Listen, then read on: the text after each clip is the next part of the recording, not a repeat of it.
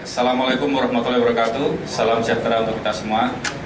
Pertama-tama kita haturkan puji syukur kehadirat Allah Subhanahu wa Ta'ala karena kita siang hari ini dalam kondisi sehat bisa hadir dalam press conference di MA Center siang ini.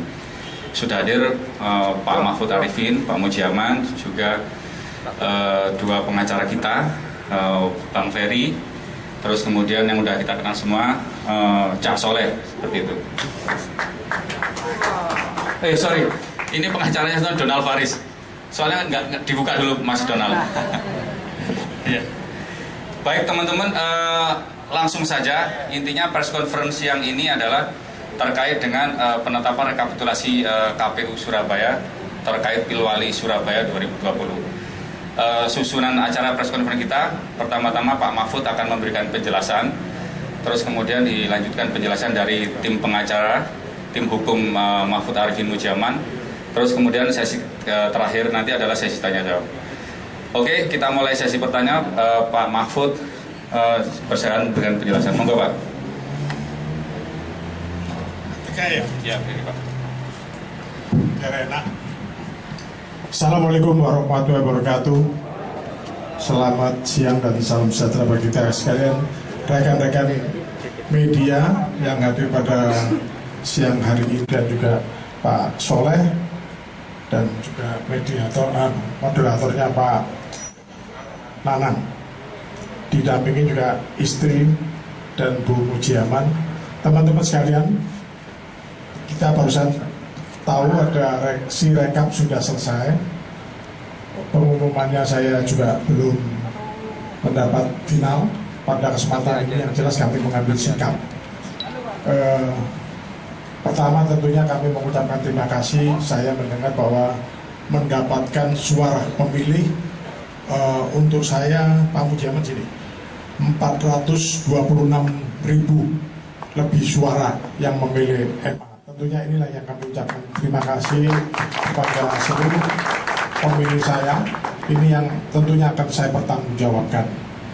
Untuk itu kami akan mengambil langkah untuk melakukan gugatan ke Mahkamah Konstitusi. Bukan menyangkut masalah menang dan kalah, tetapi yang ingin kami permasalahkan adalah proses pelaksanaan pemilihan Pilwali. Saya rasakan ada kecenderungan kecurangan secara struktur, sistematik, dan masif. Ini yang akan menjadi materi dan detail persoalan-persoalannya sudah dikumpul oleh tim lawyer kami. Nanti akan menjelaskan secara detail, bisa nanti juga sambil wawancara. Persoalan MK bukan menyangkut masalah kalah dan menang. Kami ingin meninggalkan legasi bahwa demokrasi di Surabaya ini yang sudah dicanangkan oleh penyelenggara, yaitu Surabaya yang hebat, Surabaya yang bermartabat. Inilah yang kami tuntut ke MK dengan pelakuan yang dilakukan oleh penyelenggara. Bukan penyelenggara, artinya yang berkuasa pada saat ini ada kecenderungan yang sangat kuat untuk melakukan pelanggaran secara TSM. Nah, nanti detail TSM-nya disampaikan oleh lawyer saya.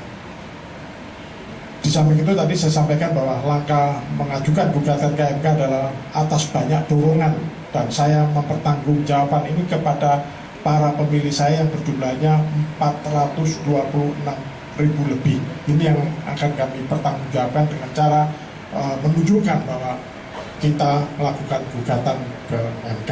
Berikutnya adalah bahwa saya menyadari bahwa MK sekarang ada perubahan sistem di MK, sangat peradilan, tidak sekedar pada jumlah angka, tetapi yang lebih ditekankan adalah di sini adalah keadilan substansial. Jadi tidak karena selisih jauh kemudian tidak bisa gugat 0,5%, 2,5%, tidak. Nah, inilah perubahan yang ada di MK pada saat sekarang ini yang kita harus hormati, sungguh sangat luar biasa, supaya ada keadilan dalam proses pemilihan dilakukan di Indonesia ini. Jadi sekali lagi itulah materi gugatan yang akan kami sampaikan, dan mungkin rilisnya sudah, intinya sudah saya sampaikan pada teman-teman untuk nantinya bisa menjadikan bahan penulisan. Saya rasa dari saya demikian. selanjutnya kami serahkan kepada tim lawyer saya. Terima kasih. Mungkin langsung Pak kembalikan Pak Nanang. Silakan Pak Nanang. Terima kasih Pak Mahfud dan Pak Mujiaman. Baik teman-teman, sebelum kita sesi tanya jawab, mungkin Mas Donald yang udah kita kenali semua, terus Mas Soleh ada di sini. Kita persilakan untuk memberikan penjelasan lebih rinci. Monggo Mas Soleh.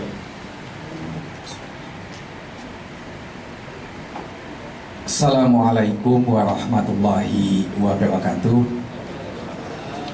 Teman-teman semua, ada yang mengatakan dan selalu mengatakan bahwa kalau ke MK itu dibatasi oleh pasal 158 ayat 2 yang mengatur ambang batas selisih suara. Kalau Surabaya itu karena penduduknya di atas 1 juta maka ketemunya 0,5. Sementara 01, 2 ini selisihnya ada yang mengatakan 10, ada yang mengatakan 13%. Saya selalu berpendapat kemana-mana bahwa MK paradigmanya sudah berubah. Sekali lagi, MK paradigmanya berubah. Berubahnya pun saya ikut andil karena setiap pilkada selalu menggugat. Dan saya tidak mau tahu terkait dengan soal selisih.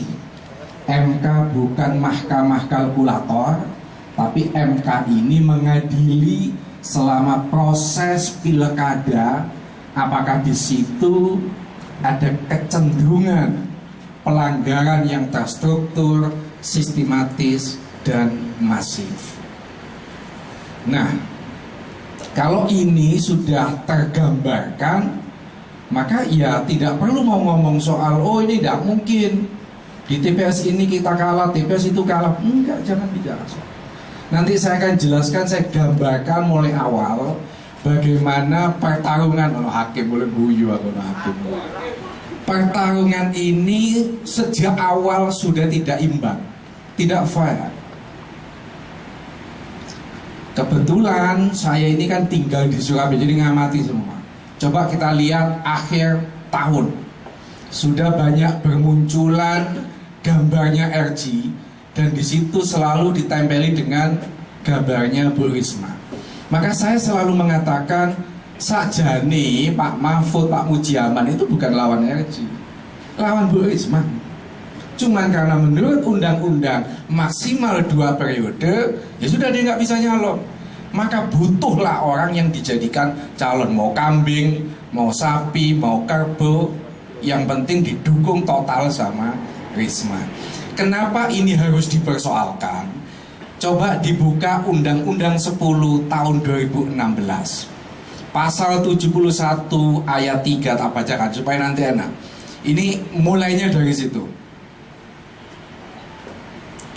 Gubernur dan wakil gubernur, bupati, wakil bupati, dan wali kota dan wakil wali kota dilarang menggunakan kewenangan program dan kegiatan yang menguntungkan atau merugikan salah satu pasangan calon, baik di daerahnya sendiri maupun di daerah lain, dalam waktu 6 bulan sebelum penetapan pasangan calon sampai dengan penetapan pasangan calon terpilih.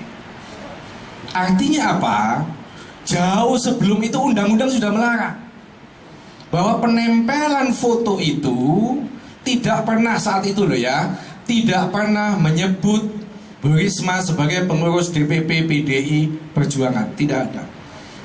Maka dia melekat sebagai wali kota. Sama takut tukang becak, takut tukang bakso, anak Bu Risma gak mungkin ngomong iku bojone si A atau iku pengurus DPP bagian kebudayaan, gak mungkin.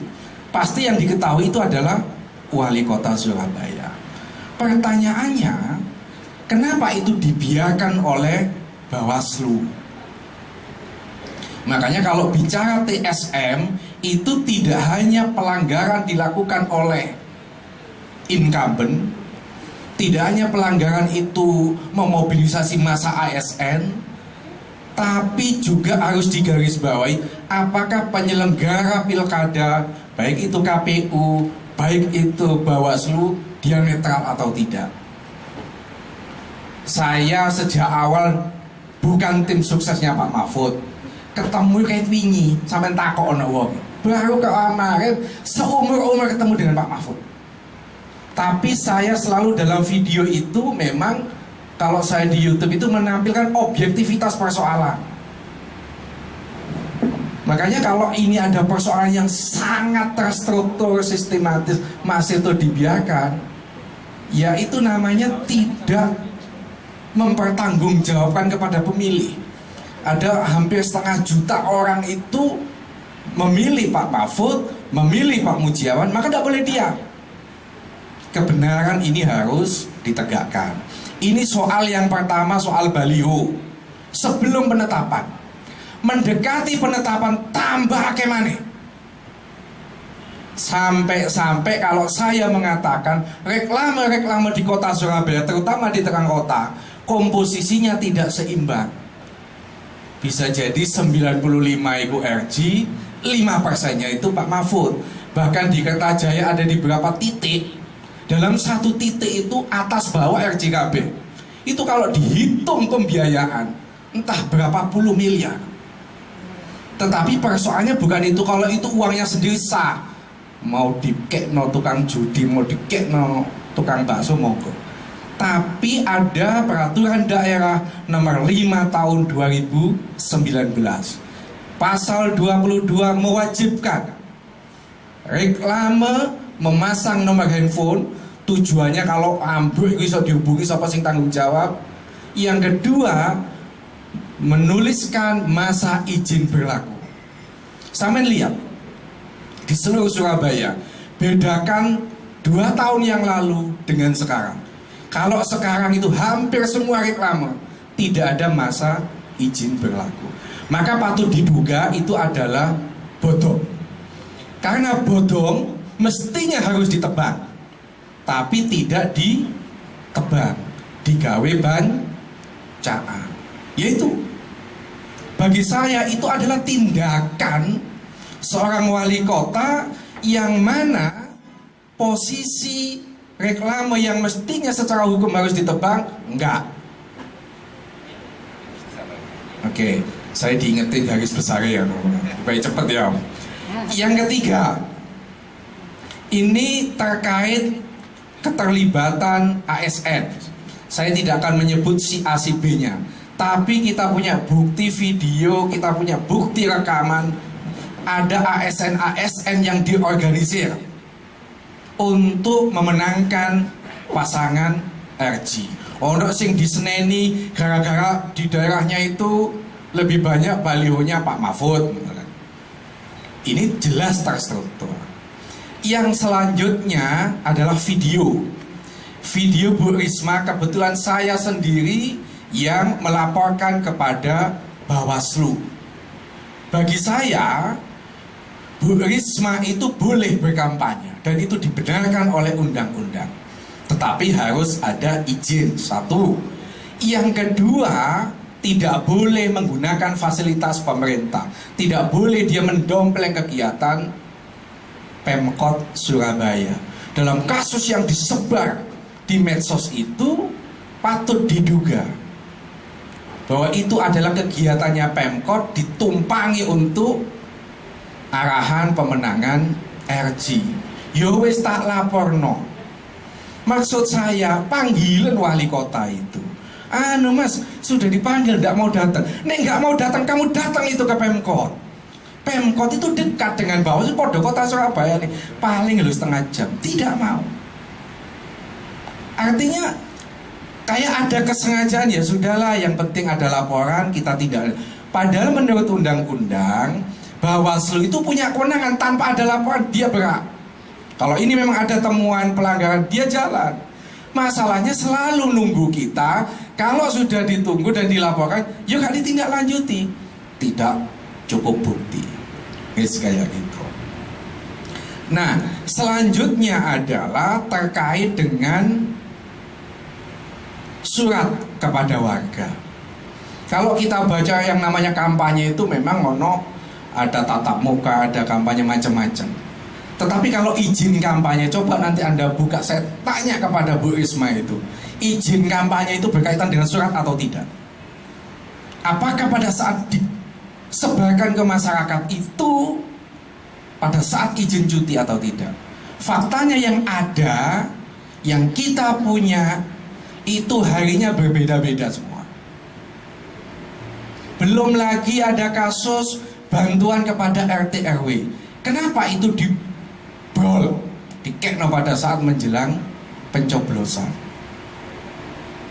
Belum lagi pasang iklan pada saat Minggu Tenang. Tuh bayangkan, Minggu Tenang itu tidak boleh ada kampanye. Ya memang gak kampanye, tapi mengkait-kaitkan iklan itu dengan kampanye, keberhasilan segala macam, bla bla. Supaya masyarakat pemilih itu ingat terus, oh RJ ku anak Ibu Risma bla bla bla, maka iki lho. Engko nek kon gak milih RJ ku rusak Surabaya iki, engko iso dadi banjir. Engko iso dadi opo kelem macam-macam kayak gitu. Nah, dari analisis sementara ini saya menyampaikan bahwa pelanggaran terstruktur sistematis masif itu terpenuhi. MK tidak sekedar bicara soal angka-angka. MK itu menggali kebenaran substansial, bukan kebenaran atau keadilan prosedur. Prosedur dilalui selesai, enggak.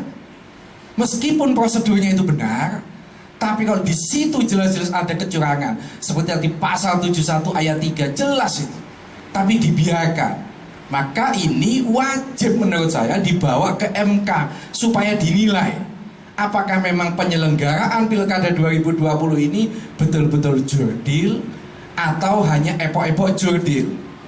Yang harus diingat, 2010 di Surabaya juga pernah dilakukan pemungutan suara ulang. Dan itu pada saat Bu Risma pertama kali nyalon. Dugaan keterlibatan ASN bla bla bla bla. Sekarang diulang lagi. Saya senang. Senangnya dalam arti untuk meyakinkan ke mahkamah ini loh. Kejadian 2010 sama. Sama dengan ketika saya menggugat kasus di Sampang.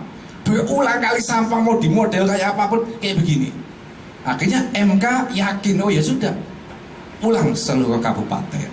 Nah tetapi dalam kasus untuk Surabaya, kita kepengen mengambil contoh itu Pilkada Kota Waringin Barat. Di situ ada money politik yang sangat masif, tapi itu money politik.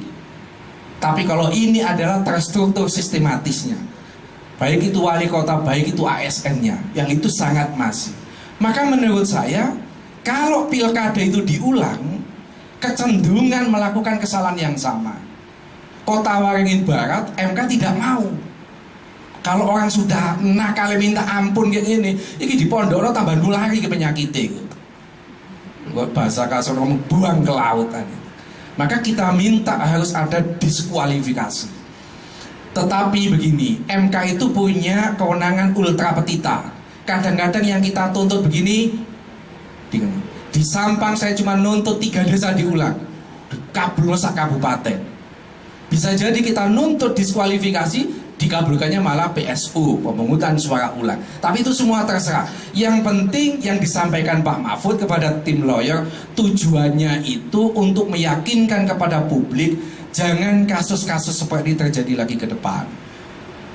Pilkada ibarat sepak bola, orang menang itu sah. Tapi kalau menangnya itu karena kecurangan, menangnya karena menggunakan kekuatan ASN, karena dia sendiri tidak bisa nyalon terus, kesayangannya dicalonkan, tapi yang terlibat masifnya dia, maka ini harus dinilai bagian dari sebuah kejahatan di dalam pilkada. Ini yang bisa saya sampaikan ya. Harapannya wis ndang musim penetapan yang cepat dari ini sok budal ning Jakarta kan itu. Ini yang bisa saya sampaikan. Semoga niat baik Pak Mahfud, Pak Mujiaman ini mendapatkan ridho dari Allah. Kebenaran bisa kita buka, kebenaran ini bisa kita tegakkan di peradilan Mahkamah Konstitusi. Akan dilanjutkan oleh Mas Donald Faris, ini adalah mantan ICW, jadi sering mlebu TV. Ini sudah klop ini. Jakarta, Surabaya podo biasa nang MKI gitu. Terima kasih. Silakan Mas Donald langsung Mas. Terima kasih, selamat siang. Assalamualaikum warahmatullahi wabarakatuh. Salam sejahtera untuk kita semua. Pak Mahfud, Pak Mujiaman yang saya hormati. Tadi kolega saya sudah menyampaikan beberapa hal penting, spesifik dalam konteks lokal kontestasi pilkada di Surabaya. Jadi cara pandang orang Jakarta melihat Pilkada Surabaya itu terkesan baik-baik saja. Tapi ketika kita masuk dan mendalami, ternyata ada begitu banyak persoalan fundamental yang barangkali akan kami bahas nanti. Tapi sebelum itu, kawan-kawan, karena kawan saya begitu semangat tadi lupa mengenalkan tim hukum yang akan berlaga di Mahkamah Konstitusi nantinya. Ada sejumlah kawan, saya sendiri Donald Faris, dan kolega saya Febri Diansyah, mantan juru bicara KPK. Kami dari Kantor Hukum Visi Integritas Law Office bersama-sama akan mensupport dan memperjuangkan hak konstitusional Pak Mahfud, Arifin, dan Mujiaman untuk memperjuangkan hak-haknya di Mahkamah Konstitusi. Selain beliau, ada juga tim lain, ada Ferry Junaidi. Ferry Junaidi adalah Direktur Kode Inisiatif, Konstitusi dan Demokrasi Inisiatif. Ada juga Mas Jamil Burhan, Selamat Santoso, dan beliau yang paling ganteng hari ini, Mas Soleh. Jadi, apa yang menjadi hal fundamental dari langkah hukum yang kami lakukan? Paling tidak ada dua hal prinsip, kawan-kawan. Tadi disinggung oleh Pak Mahfud. Beliau declare dalam diskusi berhari-hari ini, lebih kurang 4 hari kami berdiskusi secara intensif, apa yang kira-kira mau dicari di Mahkamah Konstitusi. Tapi kami berada pada standing yang sama, sudut pandang point of view yang tepat bahwa ini bukan soal siapa yang menjadi wali kota Surabaya. Itu cerita terlalu kecil dan mimpi terlalu kecil. Mimpi besar beliau sekarang adalah memperjuangkan proses demokrasi yang tidak fair, tidak equal battle, karena adanya hal-hal yang nanti akan kami argumentasikan secara spesifik di Mahkamah Konstitusi nantinya. Dalam imajinasi beliau sebagai seorang mantan jenderal polisi yang bertugas di Jawa Timur, kontestasi pilkada itu sesuatu yang biasa. Ternyata begitu banyak intrik dan aktor-aktor lain yang bekerja secara politik yang tentu merugikan standing beliau sebagai pasangan calon. Ketika kami berada dalam sudut pandang yang sama, bahwa ada hak konstitusional yang diperjuangkan, tidak sekedar angka-angka, oke, kita sepakat penting membawa ini ke Mahkamah Konstitusi, berapapun selisih suara yang terjadi di penetapan dan rekapitulasi KPU. Karena yang kita perjuangkan beyond itu, lebih daripada itu. Dari gugatan ini apa sih, Jenderal? Yang diperjuangkan di MK adalah untuk mempertanggungjawabkan apa yang menjadi pemilih saya. Yang kedua adalah bahwa kita secara kasat mata ingin menguji, ingin mencari kebenaran dalam proses Pilwali kemarin. Secara nyata kita lihat dilakukan banyak pelanggaran terstruktur, sistematis, dan masif, keterlibatan ASN, ya kan itu. Nah itu yang akan kita buktikan di MK saja. Cuman itu aja, bukan masalah kalah dan menang, itu tidak bagi saya. Ini untuk legacy, untuk pesta demokrasi mendatang. Ya itu aja. Kecurangan ini juga termasuk dilakukan oleh partai pengusung. Kecurangannya juga termasuk dilakukan oleh partai pengusung. Kita fokus pada apa itu TSM aja yang dilakukan oleh pihak penguasa sekarang ini. Itu yang kita lakukan. Jenderal, perolehan kan cukup banyak ya untuk calon yang baru, khususnya di kota Surabaya, untuk jenengan. Bagaimana bentuk terima kasihnya kepada para pemilih? Itulah bentuk pertanggungjawaban dan rasa terima kasih saya, kita akan buktikan di MK aja. Ini perjuangan belum selesai, perjuangan belum berakhir, kita ikutin sampai gugatan ke MK ini. Itu bentuk tanggung jawab saya terhadap pemilih saya yang berjumlah 426.000 lebih. Oke, makasih Pak. Kalau menang bagi saya nggak masalah. Ya, kejadian pertama yang pernah terjadi itu adalah di Kota Waringin. Jadi memang kami secara intensif mendiskusikan poin-poin permohonan petitum dalam upaya hukum yang akan dijalankan kepada Mahkamah Konstitusi. Tentu kami akan mencari fakta-fakta hukum yang kuat, akurat, sehingga sampai kepada konklusi petitum di dalam permohonan kami. saya tentu belum bisa menguraikan secara spesifik karena banyak hal yang sedang kami kumpulkan, banyak hal yang sedang kami analisis, khususnya berkaitan dengan pola-pola kecurangan yang terjadi di Pilkada Surabaya. Intinya kami menilai problem terbesar dan fundamental adalah satu, adanya mesin birokrasi, kepentingan alokasi anggaran yang diduga menguntungkan paslon tertentu. Nah, tentu kami akan menguraikan apa saja itu. Yang kedua, penegakan hukum atau electoral justice menjadi macet selama pilkada di Surabaya. Kami sedang dan melihat banyak sekali laporan-laporan yang sebenarnya punya tendensi administrasi sampai dengan pidana pemilu itu tidak ditindaklanjuti secara cepat dan baik oleh penyelenggara pemilu, sehingga akumulasi dari persoalan kecurangan yang kami sampaikan tadi membuat pilkada berjalan secara tidak fair dan penuh dengan kecurangan. Dampaknya tentu kepada hasil. Nah, ini yang kemudian kami sebagai kuasa hukum akan mempelajari secara baik, tepat dan akurat, sehingga mudah-mudahan perkara ini bergulir secara baik di Mahkamah Konstitusi. Selain itu, kami hari ini tentu sangat mengapresiasi Mahkamah Konstitusi, sebab ada PMK 6 2020, di mana PMK 6 2020 ini kemudian membuka ruang proses pemeriksaan angka-angka selisih suara itu tidak lagi di awal dalam proses dismisal. Jadi kalau dulu selisihnya kurang dari ketentuan pasal 158 Undang-Undang 10, permohonannya kemudian akan tidak bisa dilanjutkan kepada proses pemeriksaan material atau berhenti dalam proses formil. Nah, PMK 6 membuka ruang sehingga kami yakin ketika ini bergulir di Mahkamah Konstitusi, pemeriksaan bukti-bukti, saksi akan bisa dimaksimalkan untuk membuktikan terjadinya kecurangan secara terstruktur, sistematis dan masif tadi.